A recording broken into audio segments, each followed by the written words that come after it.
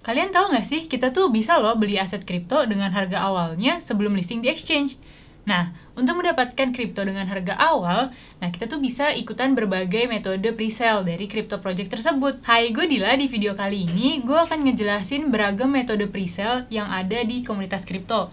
Nah, tapi sebelum gue mulai, jangan lupa untuk like video ini dan share juga, dan subscribe serta pasang bel notifikasinya supaya kamu nggak ketinggalan video dari kita.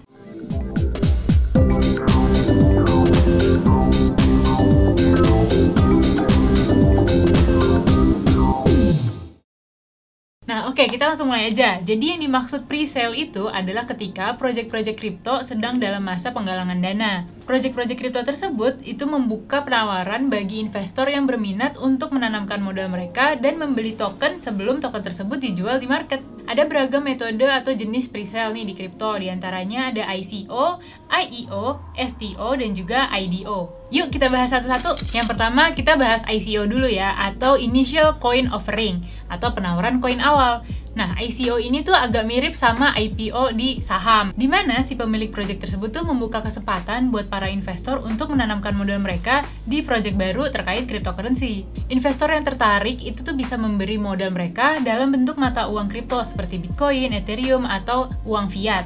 Nah, investor akan mendapatkan imbalan sejumlah token atau koin baru yang akan diberikan sesuai dengan jumlah modal yang diberikan. Setelah masa ICO selesai, maka token atau kripto tersebut tuh akan dirilis ke publik dengan terdaftar di exchange. Ketika itu, orang-orang yang nggak ikutan ICO-nya tuh bisa membeli aset tersebut di exchange yang udah mendaftarkannya. Nah, maka para investor yang udah memiliki koin tersebut saat ICO itu bisa langsung mendapatkan token tersebut atau koin tersebut. Nah, bila harga setelah rilis itu naik, maka investor awal yang ikutan ICO itu akan mendapatkan keuntungan yang lebih besar. Nah, contoh ICO yang paling populer itu adalah Ethereum, dan ICO yang mengumpulkan dana terbesar itu ada Filecoin dengan 3,7 triliun rupiah.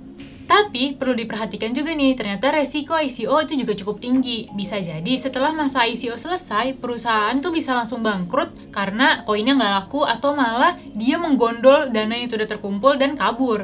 Nah, jadi kalau misalkan kamu mau memutuskan mengikuti ICO, harus paham dulu nih resiko-resiko yang ada. Metode pre-sale yang kedua adalah IEO atau Initial Exchange Offering. Nah, IEO tuh secara teknis masih merupakan bentuk ICO, tapi perbedaan utamanya adalah terletak pada tempat koin atau token tersebut ditawarkan. Jadi di ICO itu, exchange yang telah bekerja sama dengan project tersebut akan menjadi perantara, sehingga pembelian token juga tidak dilakukan langsung dengan project kripto tersebut, melainkan lewat exchange-nya. Dalam ICO publik, hampir semua orang bisa berpartisipasi dalam pembelian token. Tapi dalam IEO, hanya investor yang sudah terdaftar di exchange tersebut yang dapat memiliki token. Dalam ICO publik, hampir semua orang tuh bisa berpartisipasi dalam pembelian token. Tapi kalau dalam IEO, hanya investor yang udah terdaftar di exchange aja yang bisa membeli tokennya. Tapi kalau misalkan kamu nggak mengikuti IEO-nya, kamu juga tetap bisa membeli koinnya atau token tersebut setelah rilis di exchange tersebut. Dalam beberapa kasus mungkin sebenarnya lebih mudah membeli di IEO ketimbang ICO. Soalnya kalau di IEO ya caranya tuh nggak jauh beda dengan membeli token biasa atau membeli kripto biasa. Karena kita cuma tinggal daftar, deposit, dan langsung beli aja. Terus IEO juga diklaim lebih aman sebab pihak exchange tuh telah melakukan due diligence untuk mengecek kelayakan dari project tersebut. Nah, serta ada kepastian juga nih jika token atau kripto tersebut benar-benar akan dilisting atau terdaftar di market exchange tersebut. Soalnya kalau ICO itu kan kemungkinan masih ada gagal rilis di bursa. Jadi kalau misalkan udah punya tokennya, ya mau kemana gitu kan. Saat membeli token melalui IEO, kamu juga perlu memilih exchange yang terpercaya untuk melakukan IEO, supaya bisa meminimalisir resikonya. Contoh IEO itu bisa kita lihat di Binance Launchpad. Metode yang ketiga adalah STO atau Security Token Offering. Nah, STO ini mirip dengan penawaran koin awal atau ICO. Investor diberikan koin kripto atau token yang akan mewakili investasi mereka. Proses STO dan ICO itu sebenarnya serupa, tetapi tujuan tokennya yang berbeda.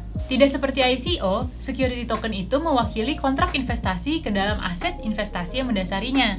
seperti saham, obligasi, dan juga perwalian investasi real estate atau REIT. Hanya saja, semua produk investasi STO itu akan dicatat di blockchain, bukan berupa dokumen seperti saham. STO juga bisa dilihat sebagai pendekatan hybrid antara cryptocurrency ICO dan juga penawaran umum perdana yaitu IPO, yang lebih tradisional dan dikenal sebagai penggalangan dana bagi perusahaan yang ingin melantai di bursa saham. Di sebagian besar negara, ICO tuh juga nggak diatur secara ketat di bawah undang-undang keamanan seperti STO, sehingga prosesnya tuh biasanya lebih cepat dan juga fleksibel. Namun hal ini juga yang menyebabkan dia rentan terhadap project scam, makanya ICO juga sekarang udah mulai ditinggalkan. Di sisi lain, STO biasanya memiliki banyak peraturan untuk mematuhi hukum. Dari segi investor, STO tuh biasanya mengumpulkan dana dari investor yang terakreditasi, sementara kalau ICO lebih terbuka untuk investor publik dari manapun. Nah, yang terakhir adalah IDO atau Initial Decentralized Offering, yang mirip dengan IEO, tapi hal ini tuh berlangsung di bursa yang terdesentralisasi atau DEX. Dalam IDO, token atau kripto dari suatu project blockchain itu pertama muncul di DEX untuk mengumpulkan dana dari para investor. IDO tuh memiliki kemiripan dengan Initial Exchange Offering atau IEO, karena keduanya tuh memungkinkan token atau project kripto tersebut untuk langsung listing di exchange tersebut. Namun, IEO di exchange yang terpusat atau centralized itu tuh memberlakukan aturan dasar yang cukup ketat, termasuk pembayaran dalam jumlah besar, atau project tersebut tuh harus menawarkan sebagian tokennya ke exchange tersebut, lalu dia juga melarang project tersebut untuk mendaftarkan token mereka di bursa saingan, dan lain sebagainya. Nah, di sisi lain, IDO itu dapat menawarkan penjualan token dan juga modal pencatatan yang jauh lebih hemat biaya. Pertama, IDO tuh menyediakan likuiditas yang cepat dengan sedikit atau tanpa selip melalui pool likuiditas yang tersedia di DEX. Nah, ini juga seperti IEO yang memungkinkan perdagangan instan begitu tokennya dirilis. Contoh DEX atau Decentralized Exchange yang menawarkan layanan IDO itu termasuk BSC Starter, Polka Starter, dan lain sebagainya. Sebagian besar trader juga lebih memilih IDO ketimbang ICO karena daftar IDO itu mencegah penerbit token mengontrol bagaimana putaran penggalangan dana akan berjalan. Nah, salah satu IDO pertama yang diluncurkan adalah Raven yang terdaftar di Binance DEX pada Juni 2019. Nah, sampai sini udah pada tahu kan bedanya ICO, IEO, STO, sampai IDO.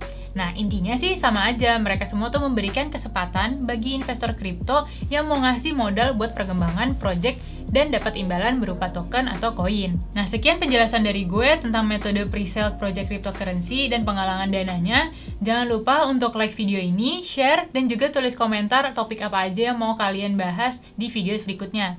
Jangan lupa untuk subscribe dan juga pasang bel notifikasinya supaya kamu nggak ketinggalan video dari kita. Koinvestasi, aset masa kini kayak masa depan.